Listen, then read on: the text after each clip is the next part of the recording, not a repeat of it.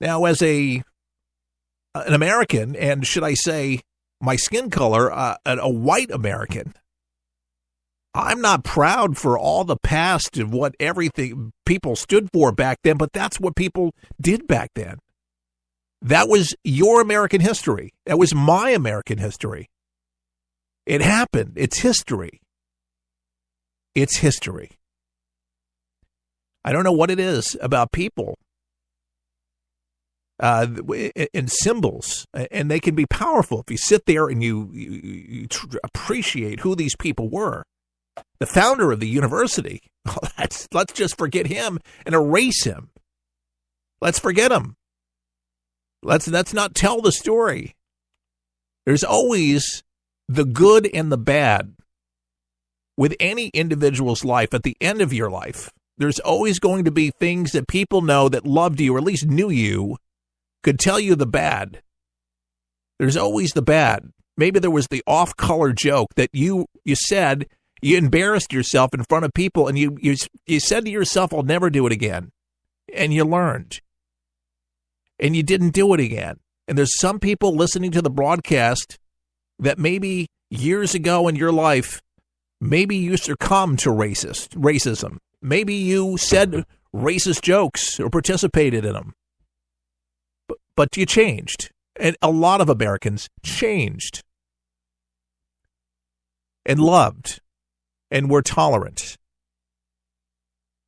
I do remember how my mother's mother and how they believed in African Americans that were born in the early 1900s, 1800s. This was a reality. And unfortunately, it was hatred and bigotry. Now, my grandmother wasn't a hater, but, back in the 70s, they were using the N-word in television and in movies, even in the Superman movie. The N was where in tons of movies, the N-word was used a lot, and it was just a regular thing. That's what they were. That's what they said. Didn't mean that it was right. It's just, it was the error. It was the times we live. Again, we have come a long way, and I don't understand why we can't celebrate that. I don't understand why we can't get together and talk about that. Well, I guess that's what we're doing here on For the People. Just trying to have, and on The View, I'd love to come on that broadcast. Love to share my take on all of this.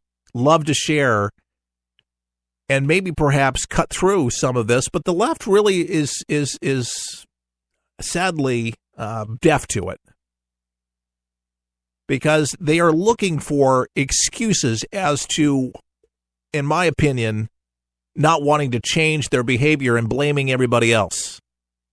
Instead of taking responsibility for their own life. It's a lot easier to blame it on somebody else around you. I love the words of JFK, ask what your country, what you can do for it. It's not what, you can do for, it's what you can do for, yourself. I just butchered that, I know. The speech well. I quoted this like a million times. I'm just having a brain fart here. But the thing is, you can't look to government for all of your answers. You have to take responsibility for you. So don't ask what your country can do for you. Ask what you can do for your country. That's it. What can I do? Instead of sitting there and complaining about everything that happened or thinks is going to happen to you. There's a bunch of people that I hate to say are a bunch of wusses. But there's people out there enabling them for the left and far left, giving them the fuel they need to be able to continue doing this. And sadly, a lot of our politicians have been able to do this because it fuels their campaigns. It keeps them in office. It emboldens these people that are out there with this propaganda because this is what they want to do. The mainstream media is keeping people blind to the real realities of what's going on instead of equipping people, giving people tangibles. There's some red pills, metaphorically, out there that a lot of people to the left are waking up, which is good news, sobering up and realizing that the left is really loony and really coming up with some really bad ideas that are hurting our country. And if we really stop and take inventory and stock of what is happening on the left, that is really going to destroy our country, where we'll have no national identity. Every country has an identity. It should.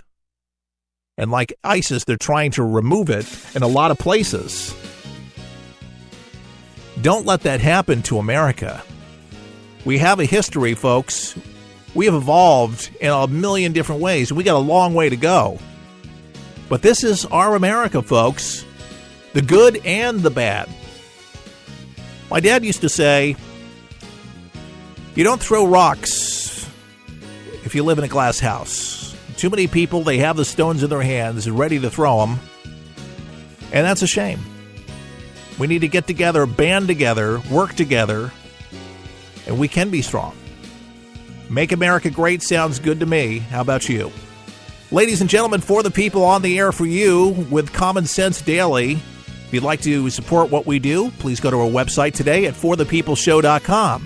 Thanks for listening. Keith Allen, For the People, saying all the best. May God bless.